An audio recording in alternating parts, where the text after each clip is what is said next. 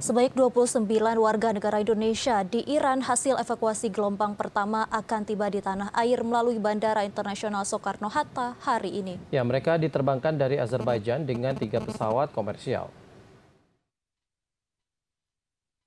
Menko Polhukam Budi Gunawan mengatakan pemerintah telah menyiapkan rencana kontingensi dan evakuasi warga negara Indonesia atau WNI di Timur Tengah. Hal ini menyusul konflik Iran-Israel dan eskalasi yang disebabkan serangan Amerika Serikat ke fasilitas nuklir Iran. Menko Polhukam mengatakan gelombang pertama WNI yang dievakuasi dari Iran berjumlah 29 orang. Mereka tersebar dalam 3 penerbangan dengan pesawat komersial yang berangkat dari Baku, Azerbaijan. Budi Gunawan mengatakan pemerintah terus mengantisipasi perkembangan situasi untuk evakuasi lanjutan, sebab pemerintah bertanggung jawab melindungi warganya di luar negeri. Sementara itu, Direktur Perlindungan WNI Kementerian Luar Negeri Juda Nugraha menjelaskan, jumlah total pemulangan WNI tersebut akan dilakukan secara bertahap, adapun evakuasi tahap pertama oleh Kemlu dan KBRI Teheran berhasil mengeluarkan 97 orang.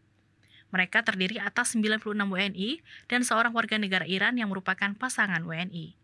Juda mengatakan ke-97 orang ini dievakuasi melalui jalur darat dan berhasil tiba dengan selamat di kota Astara, Iran pada Sabtu 21 Juni lalu. Astara merupakan kota perbatasan antara Iran dan Azerbaijan dan selanjutnya rombongan menuju KBRI Baku untuk beristirahat.